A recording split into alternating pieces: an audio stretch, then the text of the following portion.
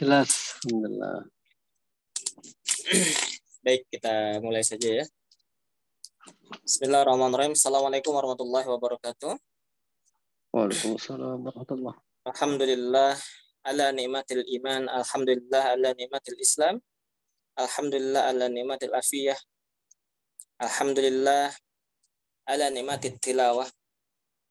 Asyhadu an la ilaha illallah wahdahu la syarika lahu wa asyhadu anna Muhammadan abduhu wa rasuluh. Allahumma fashalli wa sallim ala hadan nabiyil kiram wa rasulil azim wa ala alihi wa sahbihi ajmain wa man tabi'ahum bi ihsanin illa yaumiddin.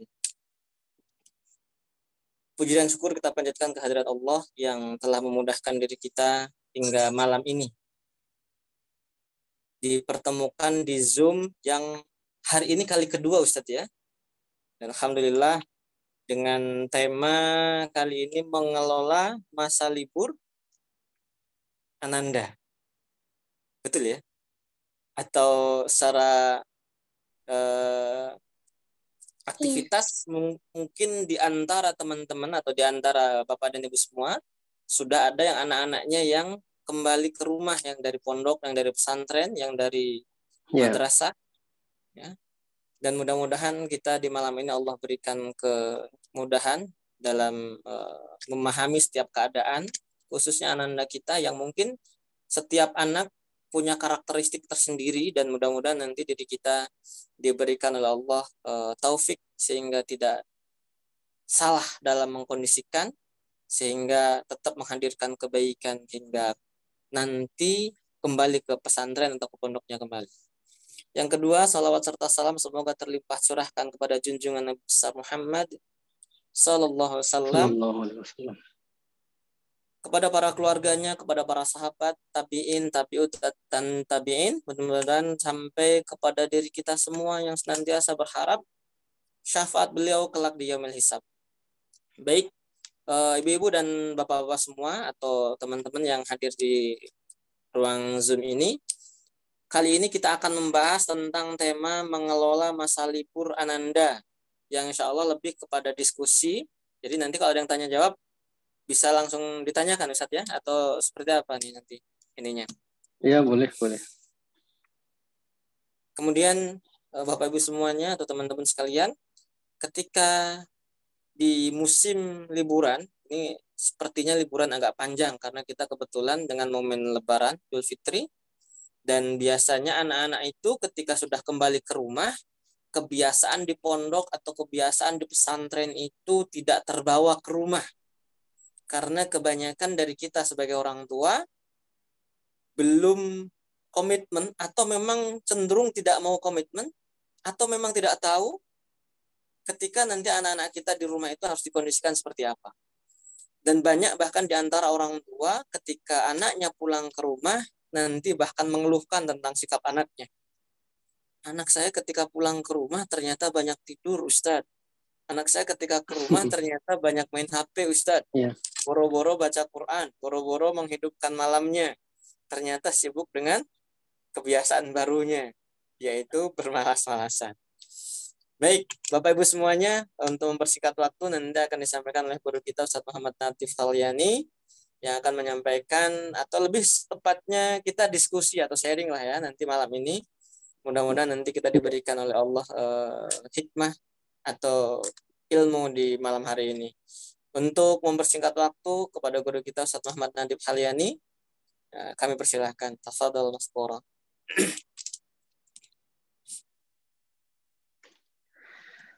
Bismillahirrahmanirrahim. Assalamualaikum warahmatullahi wabarakatuh.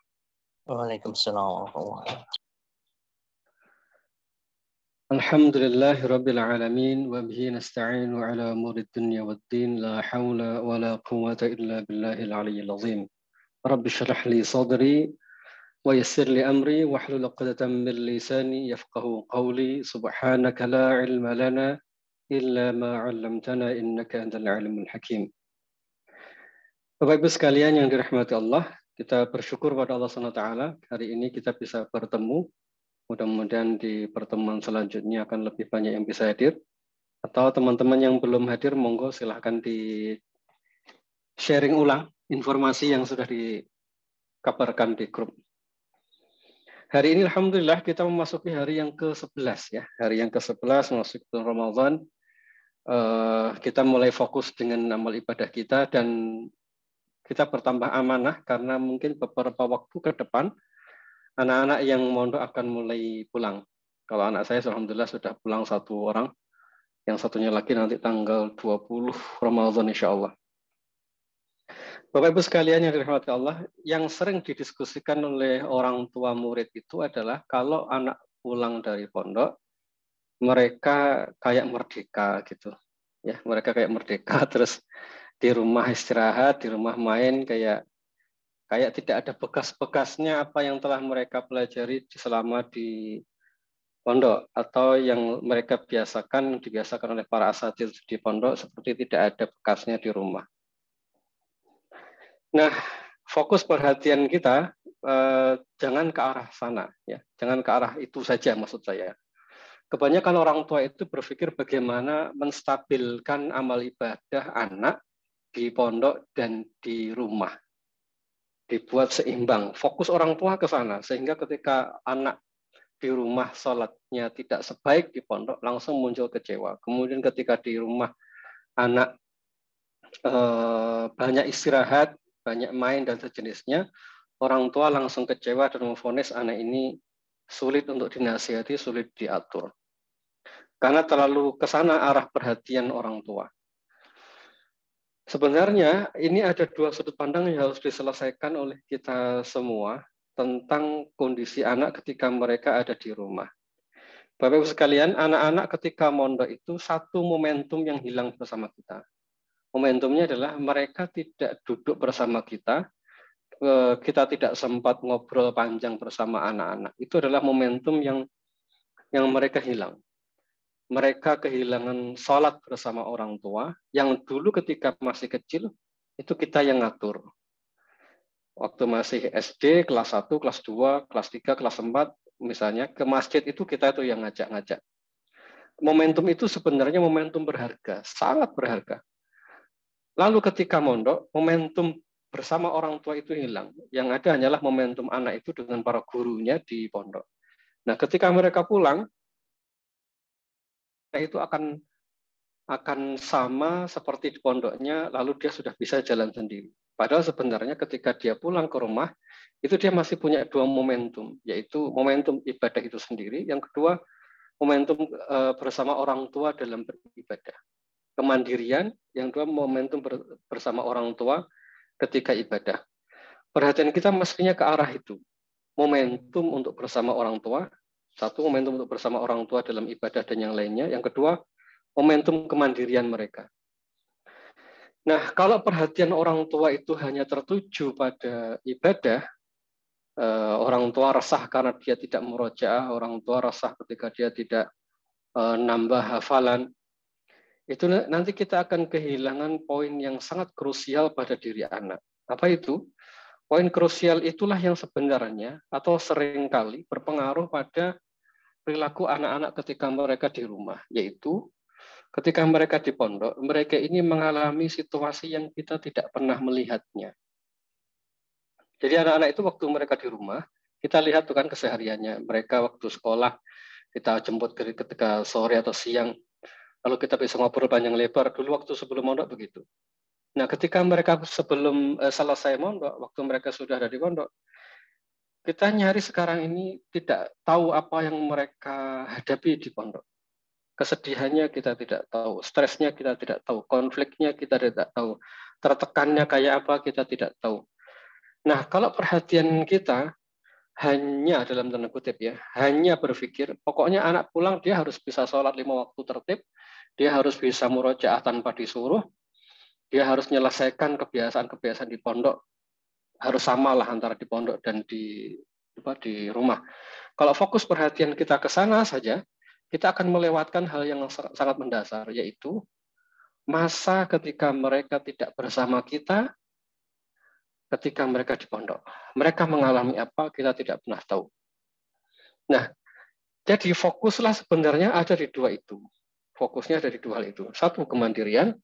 2, tentang apa yang mereka temui di pondok dan seterusnya. Karena nanti kita akan menemukan jawaban banyak sekali alasan kenapa anak itu tiba-tiba mereka tidak mau sholat tertib, tidak ke masjid, kemudian seperti sulit untuk disuruh. Itu bukan karena mereka tidak bisa dibiasakan, bukan, tapi karena ada yang mengganjal dalam batin dan pikiran mereka yang belum kita urai. Jadi sebenarnya dua hal ini yang perlu kita selesaikan bersama. Baik, sebelum ke arah itu, mari kita lihat surah Yusuf ayat ke-12. Jadi saudara-saudaranya Nabi Yusuf alaihissalam, ini supaya kita nanti punya pandangan, punya cara berpikir anak-anak di usia selepas balik, ketika usia dewasa, itu fitrah alam berpikirnya kayak apa gitu ya. Supaya nanti kita bisa menentukan langkah kita yang pas kayak apa. Saya yakin ini di masing-masing keluarga akan berbeda. Tapi kurang lebih gambaran yang disebutkan dalam surah ini akan jadi jadi pegangan. Di ayat ke-12, bagi yang bawa mushaf boleh dibuka. Surah Yusuf ayat ke-12. A'udzubillahi minasyaitonirrajim. Arsilhu ma'ana ghadan.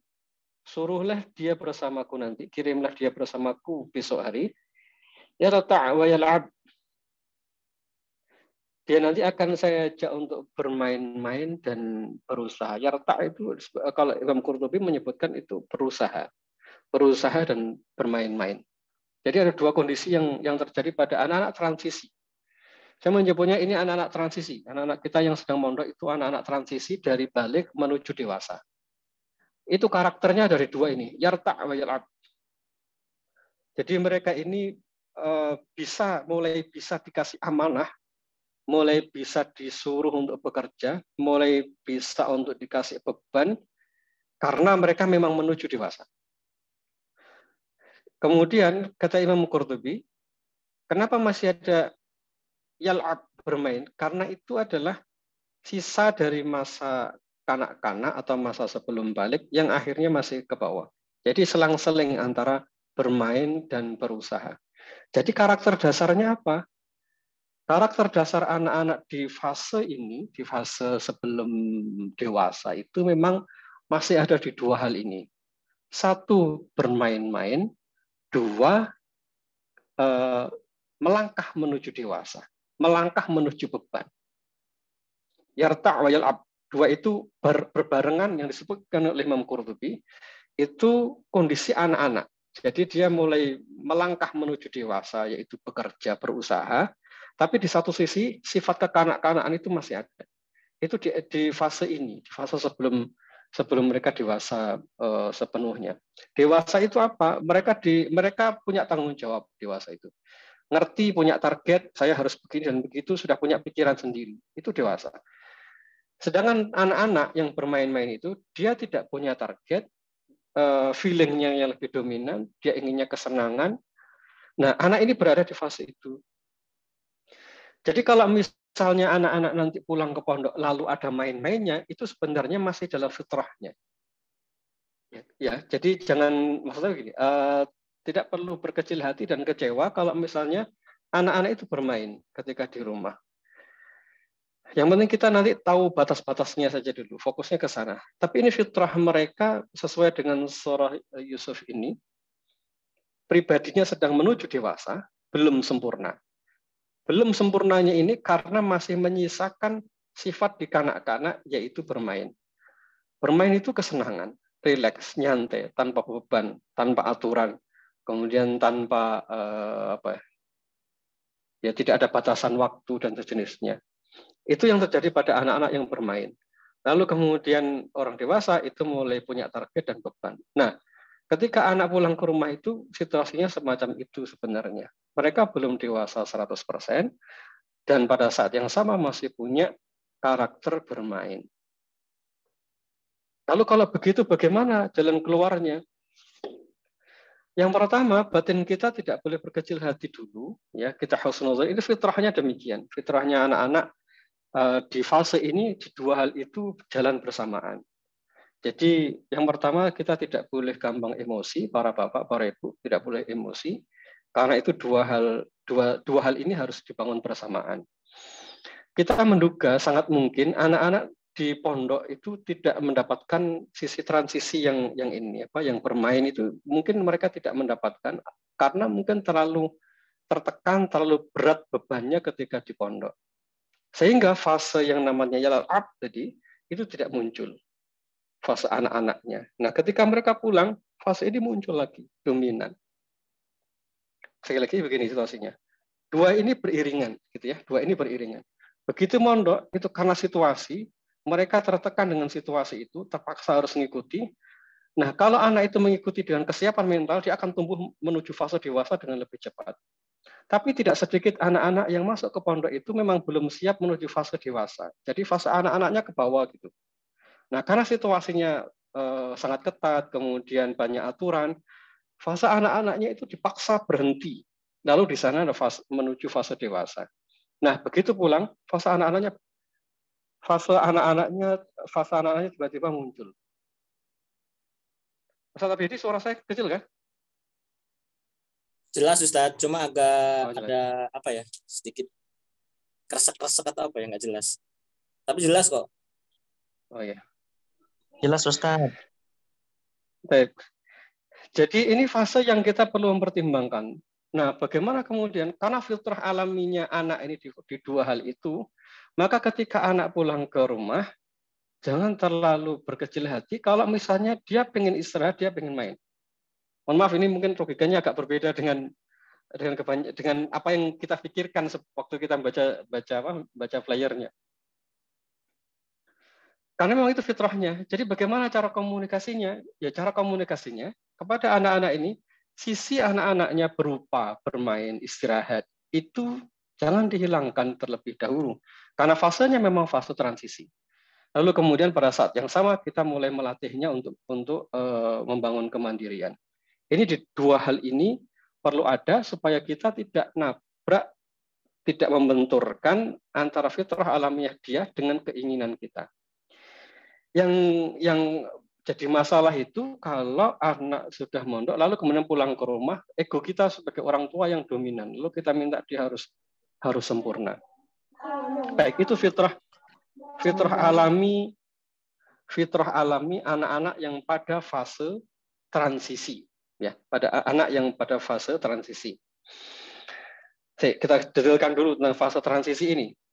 Jadi pada fase transisi ini, karena dia belum dewasa secara murni, ya, belum dewasa secara utuh, dan dia masih menyisakan sifat anak-anak, sangat mungkin anak-anak pada fase ini mudah sekali stres, mudah sekali tertekan, karena dia belum punya kecakapan ilmu, belum punya kemampuan untuk mencerna situasi di sekitarnya, yaitu di pondok dengan kacamata positif, termasuk tanggung jawab tadi.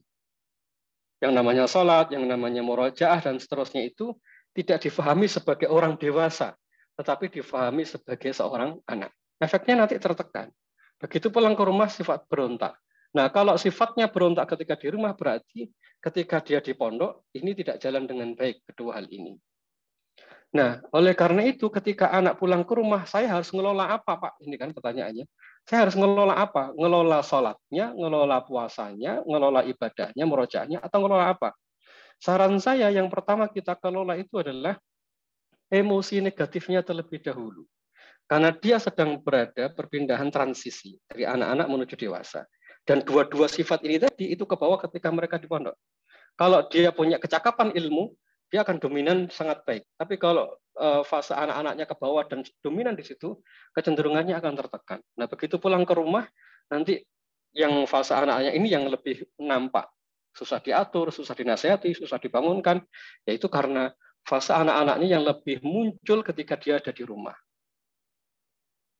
Nah, berarti ini ada proses yang belum selesai dong. Iya, itu persoalannya. Jadi kenapa anak tidak bisa dinasehati, kemudian tidak bisa disuruh dengan mudah? Karena ada fase yang belum selesai ketika mereka ada di pondok. Nah, sementara posisi kita ini beberapa bulan terakhir kita di rumah, anak di pondok. Jadi ada yang terlewatkan, kita tidak bisa mengamati ini. Saya yakin para asatidz pun tidak akan mampu mendetailkan poin ini karena ya para guru ya pasti akan fokus pada amanah beliau sebagai guru, tidak akan mungkin bisa sedetail itu. Nah, maka Ramadan ini apa yang harus kita lakukan? Manfaatkanlah Ramadan ini mumpung mereka libur 30 hari bersama kita. Temukanlah sisi ini. Mereka harus kita antarkan masa transisinya menuju fase dewasa secara sempurna. Fase anak-anaknya perlu kita uraikan. Bukan untuk ditinggalkan, enggak, tapi kita uraikan. Sekali kenapa diuraikan? Karena anak-anak dengan fase anak tadi, mereka belum punya kecakapan. Jadi apa yang harus saya lakukan? Diskusi, ngobrol. Apa yang dirasakan ketika di pondok selama ini, nak? Kamu kerasan atau tidak? Ada problem apa? Fokuslah ke situ. Ini akan menjadi dasar ketika nanti anak ke pondok lagi. Ini yang betul-betul menjadi pijakan bagi anak supaya nanti selepas Ramadan mereka balik ke pondoknya, mereka punya kesiapan mental. Kalau anak pulang lalu kemudian fokus kita hanya kepada ayo sholatnya jalan terus, ayo puasanya ngajinya jalan terus, murojaahnya jalan terus. Kalau kita hanya fokus kepada itu, kita melewatkan satu hal penting, yaitu mengantarkan masa transisi ini ketika dia di pondoknya. Ini tujuan fokus kita ke arah itu terlebih dahulu. Jadi bagaimana jalan keluarnya? Baik, kan ini yang penting ya, jalan keluarnya. Ini apa yang harus saya lakukan, Pak? Fokus perhatian kita adalah mengantarkan transisi. Ya, mengantarkan transisi anak-anak dari rumah menuju pondok. Masa 30 hari ketika di rumah itu tugas kita bukan untuk mempertahankan kebaikannya, tetapi membuat kita mengerti apa yang terjadi pada dirinya, membekali lagi, lalu masuk ke pondok dia punya kemampuan baru.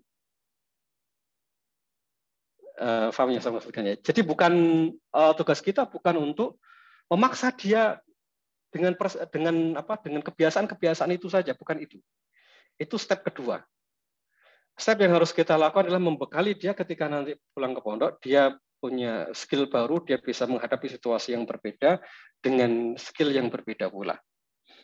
Jadi sekali lagi, kenapa anak tadi sulit untuk dinasihati, sulit dibangunkan, kemudian sulit untuk disuruh jalan sendiri ketika salat, itu karena dua hal ini tadi masih tarik ulur. Ya, yarta wa yal'ab. Itu dua itu masih tarik ulur dalam diri anak, belum bergeser secara sempurna menuju dewasa. Nah, apa yang harus saya lakukan, Pak, setelah ini? Yang pertama yang kita lakukan adalah ayah dan ibu harus punya orientasi yang sama tentang hal ini. Ya, punya orientasi yang sama. Apa orientasinya? Nah, apa orientasinya? Pertama ayah dan ibu punya orientasi. Lalu apa orientasinya? Orientasinya adalah ayah dan ibu perlu mengerti apa yang terjadi pada diri anak itu. Maksudnya gimana, Pak? Oh, dia salatnya kurang tertib. Bukan itu. Apa yang saya perhatikan? Kenapa dia kurang tertib? Setiap amal yang dilakukan oleh anak-anak ketika di rumah itu ada alasannya. Misalnya dia sulit sekali dibangunkan ketika pagi, ketika sahur sulit dibangunkan, ketika disuruh, ayo nak bikin target 1 hari 1 juz, sulit sekali jalan. Itu sebenarnya dibalik tindakan semacam itu ada sesuatu dalam dirinya. Kenapa dia tidak bisa begitu? Sementara di pondok bisa. Ini persoalannya bukan karena anak itu tidak bisa istiqomah, enggak, tetapi ada sesuatu dalam dirinya dalam memahami murojaah tadi. Jadi itu yang perlu digali. Perhatikanlah apa yang ada dalam pikirannya, orientasi kita harus sama. Jangan-jangan anak ini selama 1 tahun terakhir dia tidak pulang ke rumah kan, 1 tahun terakhir ketika dia di pondok dia tertekan dengan semua itu. Dia mengalami benturan dengan kawannya, dia berantem dengan temannya, kemudian dia dihukum, kemudian tugasnya banyak sekali.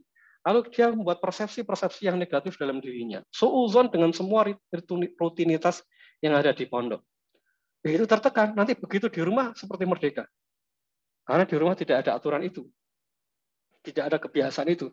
Jadi nanti ketika yang harus kita lakukan ya, pada poin yang kedua ini, kalau kita mendapati anak-anak melakukan hal yang tidak lazim, jangan terburu-buru bertindak, tapi amati terlebih dahulu. Anak ini kenapa ya? Lalu setelah itu ngobrol. Nah, kenapa kita perlu ngobrol dengan anak-anak? Ini kaitannya dengan yarta wa yal'ab tadi. Anak-anak yang pada fase menuju dewasa itu karakter dasarnya dialog. Ini kan rumit. Jadi anak-anak asli itu tidak membutuhkan dialog, anak dewasa itu dialog. Ya, saya ulang ya. Anak-anak asli itu tidak memerlukan dialog, terutama anak-anak sebelum balik tidak memerlukan dialog. Kemudian anak-anak menuju dewasa, balik menuju dewasa, itu fasenya dialog. Nanti kisah ini panjang sekali, ada di kisahnya Nabi Yakub dan lain-lainnya. Intinya begitu deh. Fase dewasa ini fase dialog, sedangkan fase sebelum dewasa ini fase yang tidak ada dialog. Nah, anak-anak di fase yang sekarang ini SMP itu dua ini melekat pada dirinya. Jadi kadang agak susah diajak ngobrol. Nanti tapi kalau sudah pas dia bisa diajak ngobrol. Ini tidak bisa didoktrin di usia ini. Nah, kamu pulang harus begini, harus begitu, harus begini, harus begitu. Harus jalankan. Dia tidak bisa. Kenapa? Karena dia berada di fase, ya salah satu dari dua fase, dari dua hal ini. Bermain-main atau dia menuju dewasa. Nah, itu tekniknya adalah dialog. Maka nanti ketika kita mau mengarahkan anak supaya bisa ibadah dengan baik, lakukan yang ini. Yang kedua tadi punya orientasi yang sama, yaitu kita gali apa yang ada dalam diri anak itu sebenarnya sepanjang 1 tahun terakhir. Pak, Bu, kita akan melewatkan banyak hal kalau 30 hari ini kita tidak mendiskusikan itu dengan anak-anak. Tanya apa yang terjadi di pondoknya, kekerasan atau tidak, mengalami bully atau tidak, ustadznya bagaimana. Biarkan mereka bercerita tentang itu. Buatlah itu menjadi prioritas. Kita tidak perlu memerankan diri seperti pondok. Jadi di rumah itu ya fungsinya seperti rumah. Jangan memfungsikan seperti pondok. Ini tujuan yang kedua. Ya. Memahamkan, kemudian menguatkan batinnya, diajak ngobrol, dibangun kedekatan, kemudian diajak salat bersama, ibadah bersama, itu setelahnya. Ya, ini yang perlu dilakukan pada poin pertama. Orang tua fokus kepada kepribadian sang anak, problemnya apa, dan lainnya. Lalu yang kedua, apa yang harus kita lakukan? Setelah kita menggali semua problem pada diri anak tadi, yang perlu kita lakukan adalah, Pak, Ibu, target kita itu menguatkan spiritual. Kekuatan spiritual itu dibangun oleh dua hal. Satu, ilmu, dua, dengan ibadah. Nah, ini baru kita masuk ke ibadah. Ilmu, dua, ibadah. Tujuan kita membangun spiritualitas. Jadi bagaimana dan apa harus kita lakukan? Yang pertama yang harus kita lakukan adalah banyaklah mendoakan anak sebelum anak itu pulang. Kalau yang saya lakukan sebelum, ini kan anak saya pulang kemarin ya, tanggal 1. Itu saya kurang lebih 1-2 pekan sebelumnya, malam ketika salat, kemudian ketika selesai salat maghrib, salat isya gitu, minta tolong sama Allah, ya Allah nanti setelah ini anak-anak pulang ke rumah, berikan kebaikan pada mereka dan seterusnya. Karena saya tidak bisa memberikan kebaikan sebagaimana para gurunya di pondok. Biasakanlah menggunakan sesuatu yang sifatnya spiritual itu dulu. Karena ini soal hidayah. Ini soal sesuatu yang bisa masuk dalam batinnya. Mengendalikan batin itu tidak sama dengan komunikasi, tapi ini kekuatan rohani. Jadi nanti salatlah. Misalnya anak-anak pulang tanggal berapa ya? Tanggal 10, 15 misalnya. Ini Bapak Ibu sekalian mulai 5 hari ke depan ini, misalnya pulang tanggal 15. 5 hari ke depan ini, bangun malam, perbanyak salat sunnah.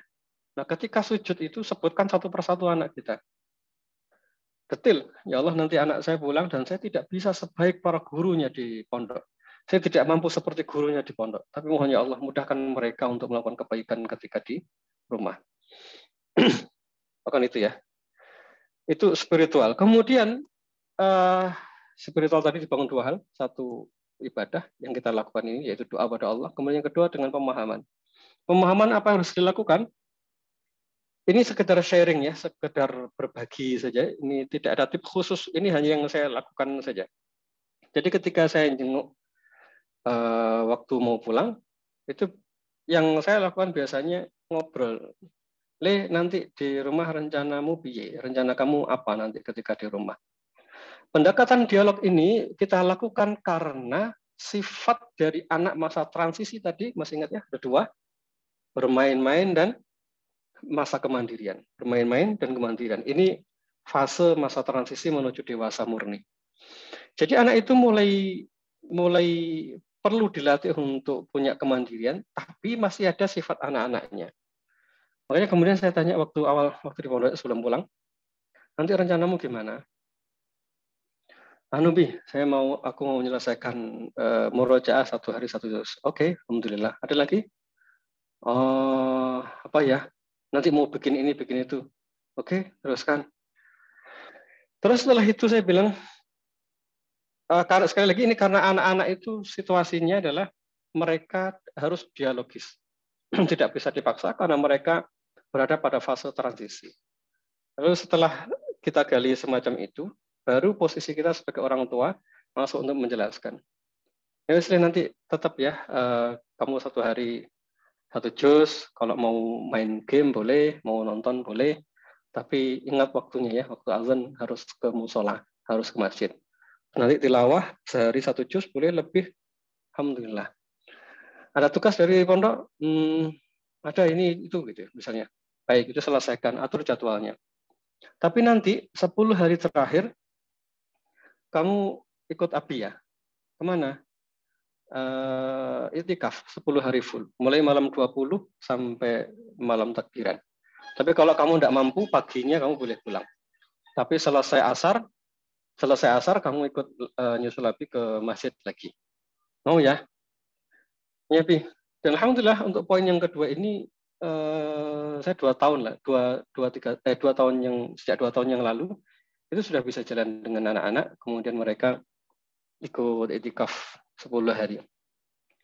Ya tentu dengan kemudahnya Allah berikan semacam itu dengan segala kurang lebihnya. Mereka ya insya Allah bisa. Tapi cara pendekatannya begitu. Lalu dulu misalnya kebetulan anak saya waktu itu ada yang sedang mengalami situasi tidak enak di pondoknya. Lalu saya ajak dia untuk ngobrol gitu. Ini pendekatan sekali lagi dialogis. Tidak kerasan di pondoknya, ada masalah di pondoknya, lalu pengen pindah dan seterusnya.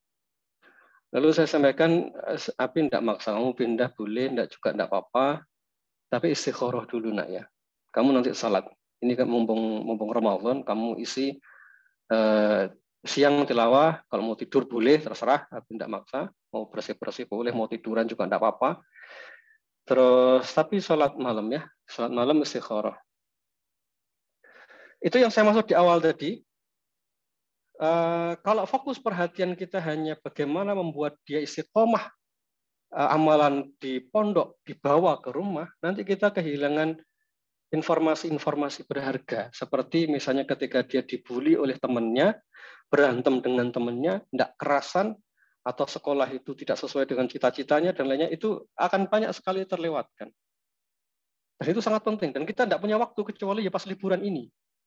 Karena nanti kalau misalnya selesai liburan mereka ke pondoknya lagi, ya paling kita 1 bulan sekali aja, jam paling pembicaranya tidak bisa seintens ketika mereka liburan. Maka fokuskanlah ketika liburan ini untuk menggali poin-poin tentang kepribadiannya tadi, selain masalah ibadah. Baik, itu yang saya lakukan pada anak tadi begitu. Diajak ngobrol, kemudian dia alhamdulillah istikharah, kemudian memutuskan sesuatu. Ini kamu yang memutuskan loh ya. Ya wis, bismillah, nanti setelah ini diurus begini begitu. Ya dia membuat keputusan atas perjalanan sekolahnya sendiri. Dan itu alhamdulillah itu terkendali. Nah, dengan pola dialog semacam ini, yang tadinya targetnya sekolah begini dan begitu, dengan sendirinya ke bawah, ya dengan sendirinya ke bawah. Jadi membangun spiritualitas itu dengan pemahaman, ya, dan dengan ibadah itu sendiri. Ibadah itu sendiri apa tadi? Doa ketika kita belum ketemu dengan anak-anak. Lakukan sungguh-sungguh ketika sebelum ketemu anak-anak. Bangun malam doa, ketika selesai salat doa, ketika buka puasa bersama dengan keluarga, doa untuk anak kita yang mau pulang. Nanti begitu pulang mudah-mudahan dia bisa dikendalikan. Lalu apa programnya Pak? Nah, kalau program saya malah tidak menargetkan. Yang penting dia istiqomah, yang pokok adalah salat 5 waktu, kemudian tilawah, kemudian bangun malam. Udah, itu saja. Tidak ada target-target yang lain, murojaah, nambah hafalan. Ya, kalau bisa ya alhamdulillah, tidak juga, tidak apa-apa. Saya membuat sesederhana itu karena saya mempertimbangkan dua hal tadi. Yang pertama adalah masalah kepribadian yang sedang dia hadapi ketika di pondok. Yang kedua, masalah ibadahnya. Nah, itu yang harus diselesaikan pertama adalah masalah kepribadiannya. Ini kan masa transisi. Ya, sekali lagi ini masa transisi. Fokus orang tua bukan hanya membiasakan dia dengan amal ibadah atau kebaikan-kebaikan di pondok, tapi masa transisi itu kewajiban kita yang utama adalah kita mengantarkan masa transisi itu dengan selamat. Ya, mengantarkan masa transisi itu dengan selamat. Itu yang paling pokok. Yang paling pokok. Kalau ini menjadi fokus kita, kemudian ngobrol dengan enak, pelan-pelan, otomatis nanti kebiasaan ibadah tadi bisa ke bawah, insya Allah. Jadi itu yang dilakukan. Kemudian yang berikutnya yang perlu kita lakukan, kenapa kebanyakan orang tua kesulitan sekali mengarahkan anak? Ya, yang pertama poin yang tadi kepribadian tidak tergali, dialogis tidak tergali. Yang seringkali terjadi adalah situasi rumah itu betul-betul berbeda dengan pondok. Itu persoalannya. Betul-betul berbeda itu gimana?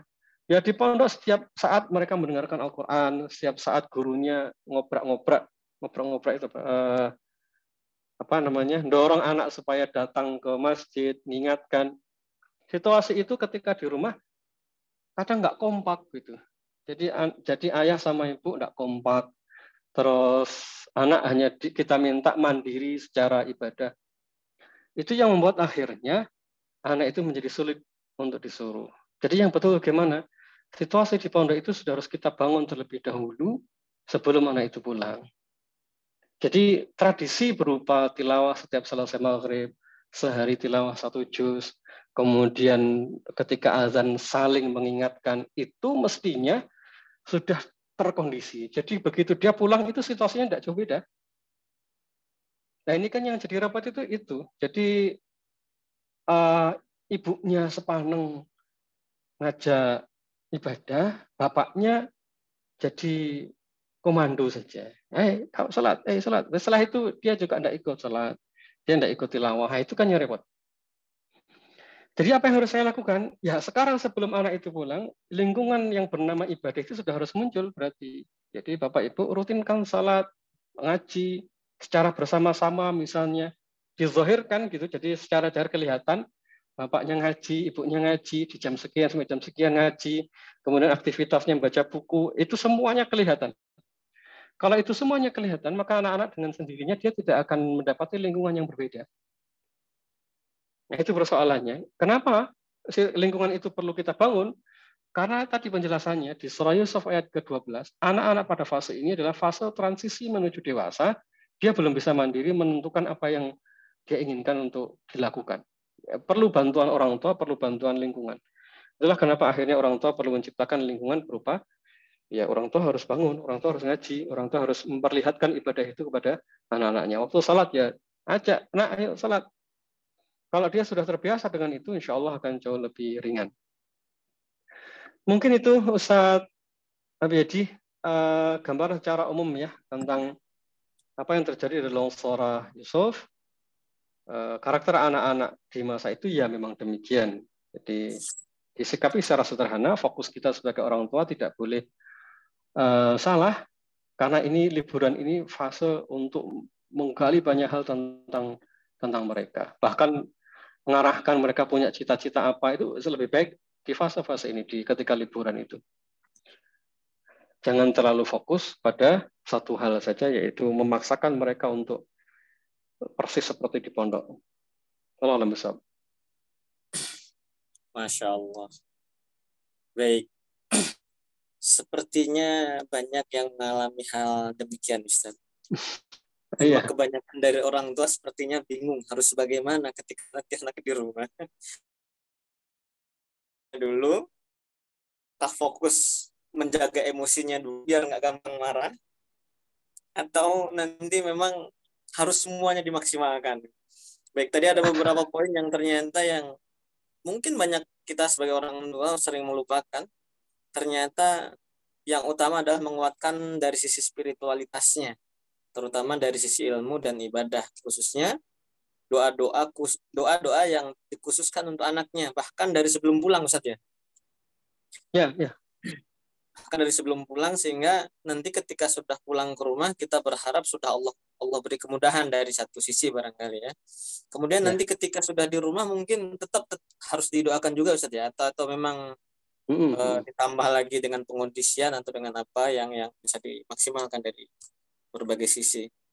Nah, ada beberapa orang tua yang kebanyakan ketika nanti anaknya pulang ke rumah ternyata membawa kebiasaan yang sangat bertolak belakang, atau bahkan kalau istilah orang tua atau istilah anak-anak pondok, anak-anak yang sudah pesantren, seolah-olah kayak balas dendam. Bahkan kemarin beberapa waktu lalu saya ketemu anak yang sudah keluar dari pesantren, itu dia mengatakan ini balas dendamnya. Loh, kok bisa seperti itu? Ternyata ketika di pesantren itu seolah-olah anak itu seperti terpenjara, seperti tertekan atau apalah ya. Ya, ya tadi yang saya sebutkan itu. Betul. Ternyata anak itu mengungkapkan dengan kalimat-kalimat ini adalah hanya sebagai balas dendam saja dulu ketika di pondok.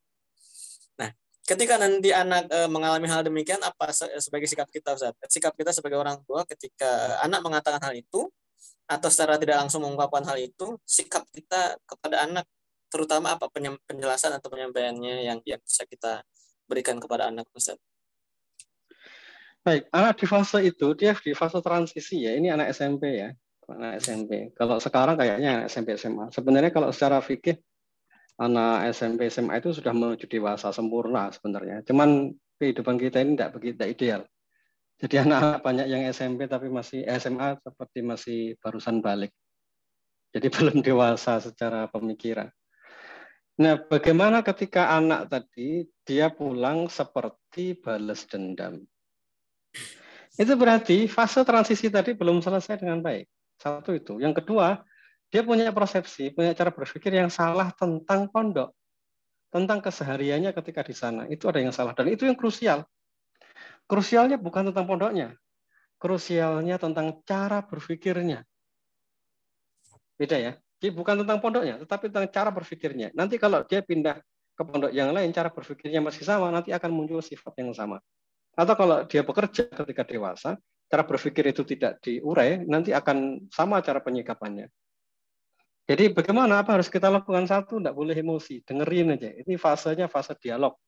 Fase dialog itu memberikan kesempatan pada anak untuk ngomong. Tapi masalahnya skill ini tidak dikuasai oleh orang tua, repot.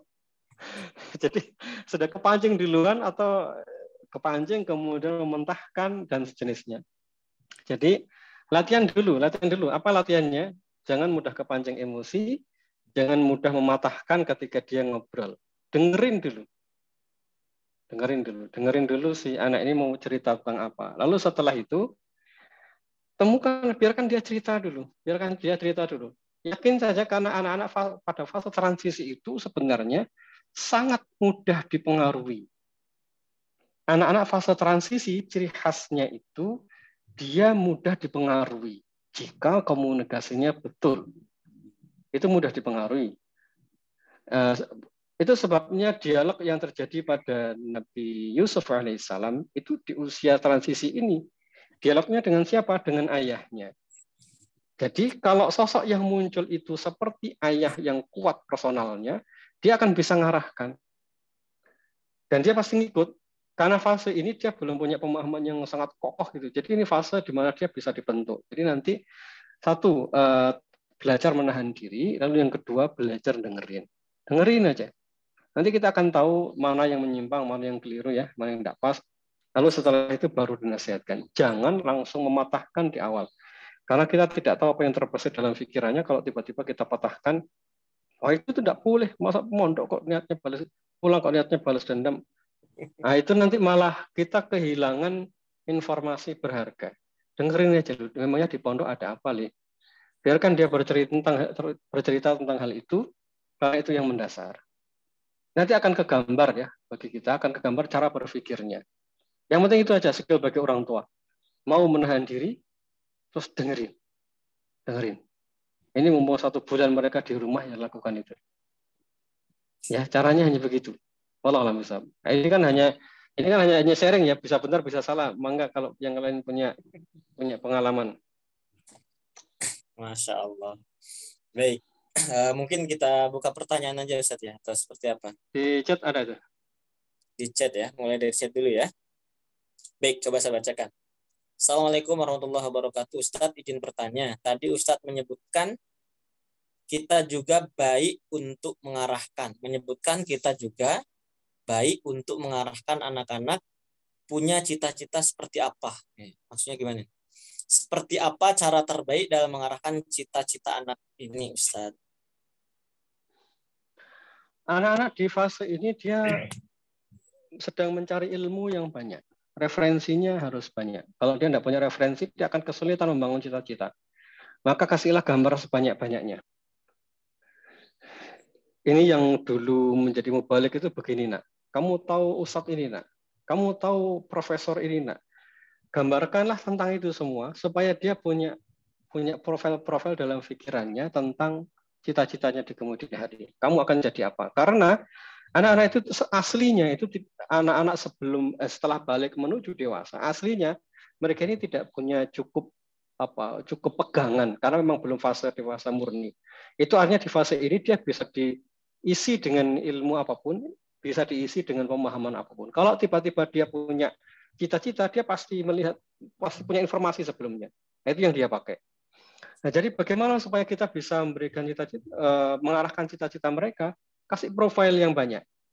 Ajak diskusi, kamu nanti ke depan mau kayak apa? Ini sudah saya lakukan sejak kelas 6 pertama kali saya melepas ke pondok.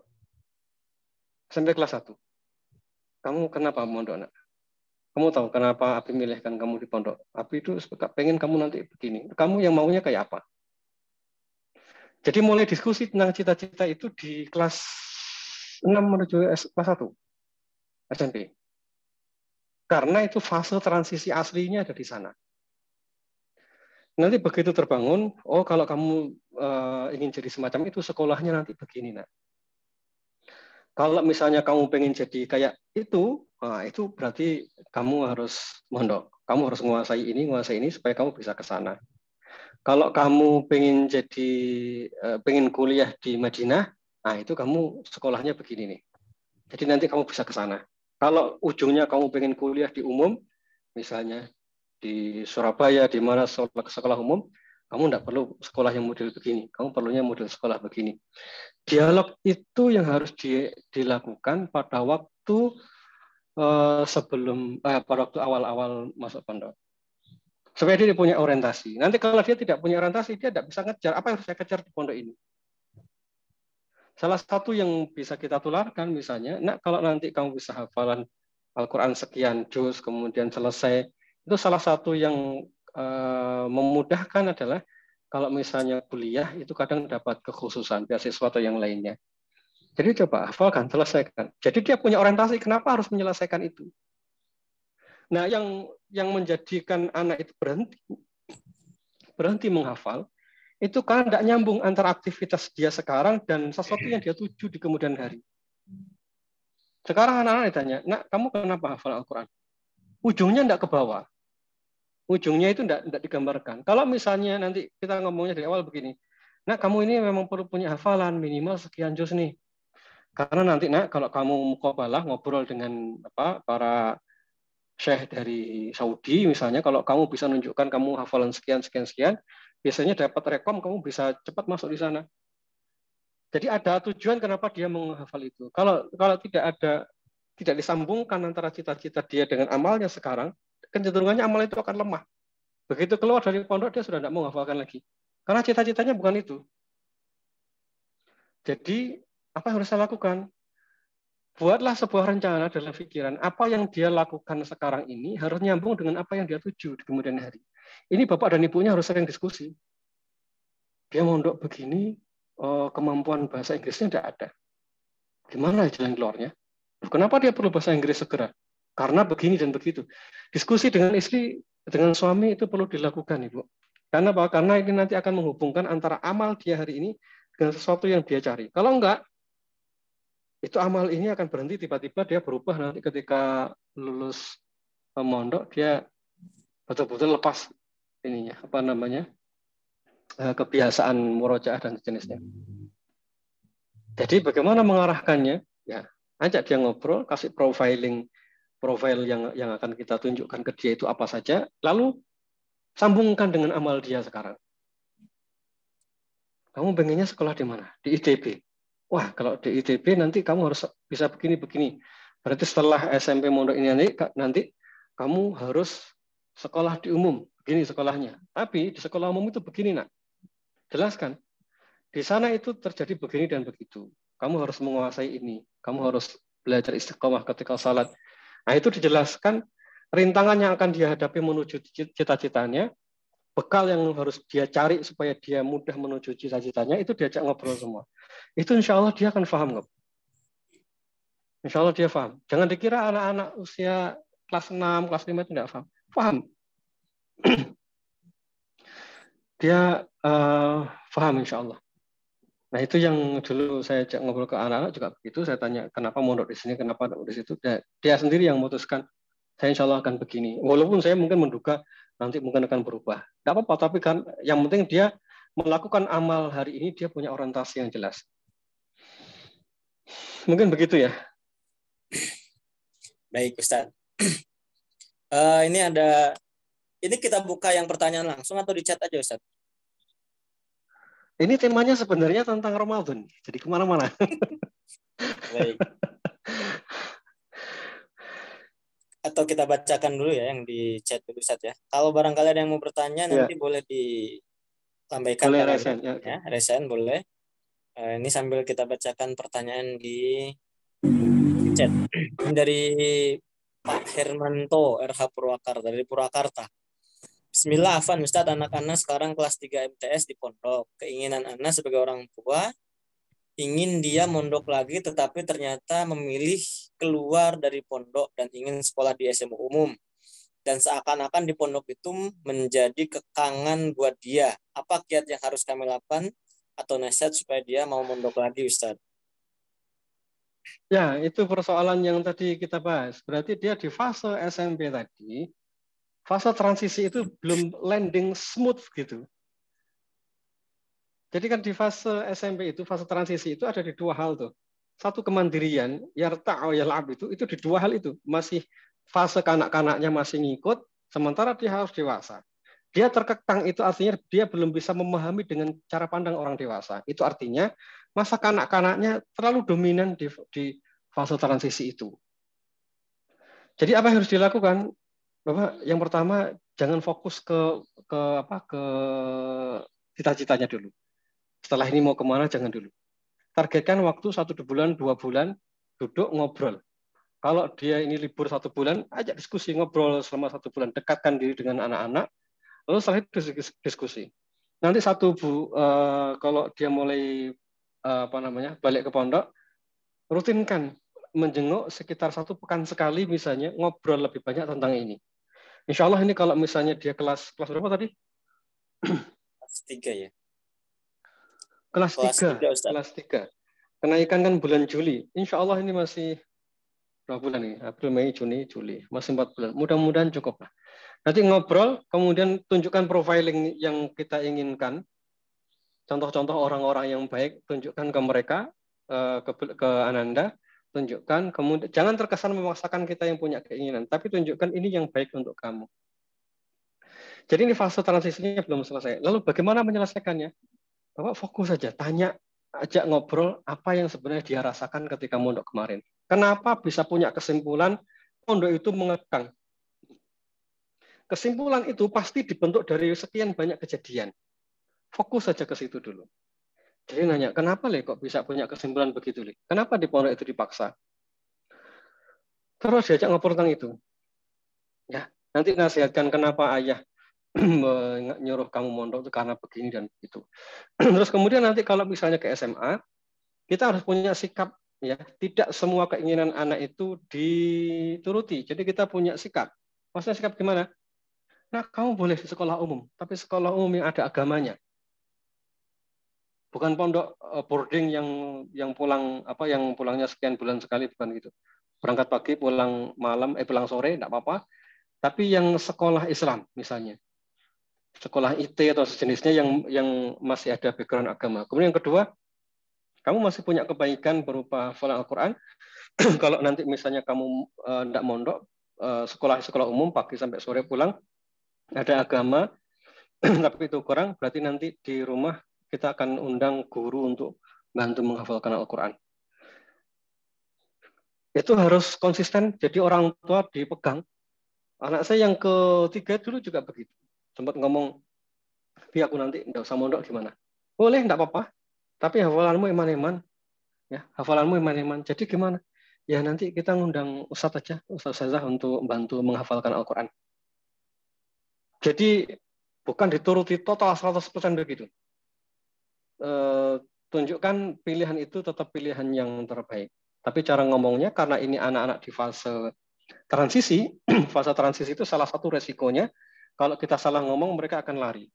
Maka kita perlu hati-hati cara ngomong di anak-anak di fase transisi ini. Allah gitu ya. Baik. Tadi ada yang present, cuma nggak ada lagi ya. Sepertinya udah terjawab mungkin pertanyaannya. Yang berikutnya Ustaz dari Ibu Novi Cahyani Utami. Jika anak ingin mengambil jurusan umum, apakah kita tetap dorong anak untuk menghafal 30 juz? Atau hal ini akan memberatkan anak, Ustaz? Tergantung cara kita membangun itu semua. Kalau kita anggap sekolah umum itu kemampuan A, lalu menghafal Al-Quran itu kemampuan B, dua-duanya diposisikan sama, itu memberatkan. Sangat memberatkan. Memang tidak mudah. Tapi kalau misalnya sekolah itu adalah amal A, sedangkan menghafal Al-Quran itu adalah amal hingga akhir hayat kita, maka tidak akan ada masalah. Jadi persoalannya gimana? Persoalannya adalah membangun mimpi dia, keyakinan dia untuk tetap menyelesaikan 30 juz itu. Nah, kalau bahasa saya biasanya begini, hafal 30 juz, alhamdulillah. Enggak juga, enggak apa-apa. Lalu gimana? Yang penting kamu tiap hari membaca dan murojaah Al-Quran. Menjadi kebiasaanmu. Hingga suatu saat nanti kalau misalnya Allah takdirkan meninggal, semoga meninggal dalam keadaan membaca Al-Quran. Kemudian bisa memberikan syafaat untuk saudara-saudara, untuk keluarga. Yang orang tua inginkan hanya itu. Kamu sekolah di umum, itu baik menjadi jariah bagi orang tua juga. Tapi kalau ingin memberikan syafaat, itu khusus untuk dengan cara menghafalkan Al-Quran. Sampai kapan? Terserah, bebas. Kalau bisa 3 tahun, alhamdulillah. Enggak juga, enggak apa-apa. Tapi harus punya. Jadi sekolah di umum enggak apa-apa, Bi. Enggak apa-apa. Tapi harus tetap diselesaikan 30 juz. Bismillah. Diikhtiari, bukan ditinggalkan. Gimana caranya? Ya, kita nanti cari guru deh untuk membantu menghafalkan Al-Quran. Jadi semua dibangun pelan-pelan gitu, tidak seperti memaksa, tapi juga tidak meninggalkan. Karena anak-anak di usia ini nanti mereka akan punya orientasi, Ibu. Nah, ini pentingnya tadi duduk di 1 bulan ini memastikan orientasi mereka sama dengan kita. Karena nanti semua yang dianggap tidak relevan dengan orientasinya akan dianggap sebagai beban. Misalnya di orientasinya itu sekolah di umum, murni gitu, pengen jadi dokter. Sementara orang tua pengennya mondok. Targetnya orang tua hafal Al-Quran. Itu kalau orientasinya belum kebangun, dia anggap Al-Quran itu beban nanti. Padahal kan sebenarnya enggak. Banyak juga dokter-dokter yang hafal Al-Qurannya itu luar biasa juga, tidak sedikit. Jadi, ini sebenarnya bisa disinkronkan, bukan sesuatu yang perlu dipertentangkan. Hanya tinggal caranya saja disederhanakan. Yang menjadi rumit itu kalau dari awal kita memaksakan harus selesai sebelum kamu masuk di kuliah, harus selesai ini, itu yang membuat berat. Yang membuat berat itu. Jadi kalau saya gimana? Ya itu aja. Yang penting dia punya orientasi harus selesai, tinggal waktunya kita atur lebih sederhana. Gitu ya. Allah misal. Baik. Ini ada satu lagi Ustaz dari Ibu Yasmin Wakid, Ibu atau Bapak nih ya. Assalamualaikum, Afan Ustadz, saya punya anak umur 15 tahun cowok. Sebenarnya ini hanya perkara kecil, tetapi berat buat saya sebagai orang tua. Anak saya akhir-akhir ini pengen banget punya HP, mungkin karena teman-teman di pesantren sudah banyak yang memiliki. Jadi kalau liburan dia seringnya chat sama teman-temannya lewat HP orang tua. Baiknya bagaimana Ustadz? Terus terang, anak saya bukan tipe anak yang dilarang berontak, tetapi dia lebih diam, jengkel. Apakah diturutin tetapi dengan syarat atau bagaimana Ustadz? Ya, salah satu fakta yang akan kita temui nanti itu anak-anak akan mau nggak mau cepat atau lambat dia pasti akan pakai HP. Cepat atau lambat. Jadi persoalannya bukan HP-nya. Persoalannya adalah dia mampu mengendalikan diri dengan HP-nya atau tidak. Coba nanti diamati dulu hal itu. Coba sekali waktu biarkan HP kita dipakai sama dia gitu. Perhatikan cara dia memanfaatkan waktu. Azan dia datang atau tidak. Waktunya misalnya dibatasi. Nah, boleh ini dipakai tapi 1 jam ya, karena mau dipakai sama ayah. Dia bisa komitmen dengan hal semacam itu atau tidak. Kalau dia bisa mengendalikan diri, itu artinya dia adalah anak yang sudah siap memanggul amanah. Nah, kalau sudah bisa memanggul amanah, ya semalah kayak kita orang dewasa, kita semua pakai HP juga tidak ada masalah. Jadi persoalannya di situ, apakah dituruti atau tidak? Itu nomor 2. Perhatikan dulu, apakah dia siap memegang HP itu atau tidak. Tandanya, amanah terabaikan, kewajiban terabaikan atau tidak. Nah, itu dicek. Kalau misalnya sekali waktu kita uji coba gitu dipegangin HP dan dia masih bisa jalan ibadahnya ya tidak ada masalah, itu berarti dia baik-baik saja. Tapi kalau berlarut-larut dan akhirnya dia kehilangan banyak kebaikan, meninggalkan salat sampai berlebih-lebihan, itu berarti dia belum siap. Berarti harus gimana? Saya larang? Enggak, ditunda. Diajak ngobrol dulu. Kamu belum siap, nak. Kalimat begitu tidak usah takut karena itu kewajiban orang tua. Kamu belum siap, nak. Kalau nanti ayah ngasih ini, kamu akan begini dan begitu, seperti kemarin. Ayo sekarang latihan dulu deh. Jadi ini tarik ulur. Tujuan kita menyiapkan dia memegang HP atau amanah itu. Disiapkan terlebih dahulu. Kalau sudah siap, insya Allah tidak ada masalah. Wallahualam bishawab. Gitu ya. Baik. Untuk program Ramadannya bagaimana ini? Mudah-mudahan sudah tergambar apa yang harus dilakukan. Doa di awal ya. Saya ulangi lagi, doa di awal sebelum anak-anak pulang. Lalu kemudian ada 2 fokus. Pertama fokus membiasakan dia seperti di pondok. Yang kedua menggali problem yang dihadapi 1 tahun terakhir ketika dia tidak bersama kita.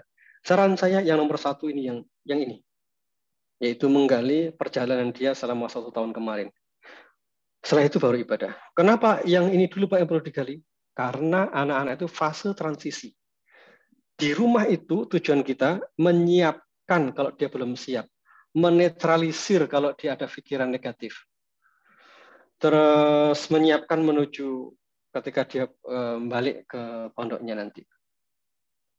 Jangan salah fokus. Kalau fokus kita hanya memaksa dia untuk istiqomah seperti di pondok, nanti kita kelewat ya. Poin besar ini kelewat. Ini sangat penting poin itu. Wallahualam bishawab. Baik. Sepertinya tidak ada yang melemahkan tangan atau resen, Ustaz. Atau mau disimpulkan saja atau bagaimana, Ustaz? Baik, kalau cukup ya sudah, alhamdulillah. Mudah-mudahan jadi bekal untuk kita bersama. Gitu ya, insya Allah. Baik. Nanti kalau ada apa yang ingin ditanyakan boleh, nanti di grup boleh, atau nanti ada kajian lagi boleh. Oh ya, nanti tanggal berapa? Tadi tanggal 8 ya. Insya Allah tanggal 8 ada sesi terapi, tanggal 8 ada sesi terapi online bersama. Nanti akan kita share informasinya. Nanti silahkan hadir, anak-anak juga diajak hadir boleh. Nanti terapinya adalah tadabur doa maksur ya. Mudah-mudahan Allah perbaiki kondisi keluarga kita di menjelang 10 hari terakhir Ramadan. Tanggal 8 malam, insya Allah. Baik. Nanti informasinya buat teman-teman semuanya nanti bisa disimak di grup ya. Barangkali yang tergabung di grup-grup KRM nanti silahkan disimak ketika ada info-info tertentu. Baik, Ustadz, karena sudah tidak ada lagi yang disampaikan, mungkin kita akhiri dan mudah-mudahan kita dipertemukan lagi nanti setelah Lebaran, Ustadz ya, setelah Syawal mungkin ya, setelah yang tema-tema seperti ini ya. Ya, Atau nanti Syawal kayaknya. Syawal ya, baik. Untuk yang nanti tanggal 8 itu khusus terapi. Spesifik terapi ke arah apa, Ustadz? Ke arah emosi negatif. Jadi nanti Emosi anak-anak negatif. mudah-mudahan sudah pulang ya. Oh iya, Anak-anak sudah iya, pulang. Kalau sudah pulang dari pondok nanti suruh duduk bersama. Kita doa bareng-bareng deh. baik. Jadi nanti ibu-ibu dan para bapak yang nanti memiliki anak yang pulang dari pondok, nanti silahkan diikuti kembali tanggal 8 insya Allah. Nanti lebih spesifik kepada terapi. Terapinya pun lebih kepada rilis emosi negatif. Begitu ya Ustaz ya? Dengan doa-doa yang maksur atau nanti mungkin dengan menganalisa terlebih dahulu. Apa sih kemungkinan yang menjadi masalahnya tentang emosi kita atau masalah keluarga kita yang terkait dengan emosi negatif itu sendiri. Baik, karena Ustadz sudah menyimpulkan dengan kesimpulan yang sangat jelas insya Allah, maka di akhir ini kita akhiri dengan hamdalah dan doa kifaratul majelis. Alhamdulillahirabbil alamin, subhanakallahumma wa bihamdika asyhadu an la ilaha illa anta astaghfiruka wa atubu ilaik. Baik semuanya, billahi sabil haq. Assalamualaikum warahmatullahi wabarakatuh.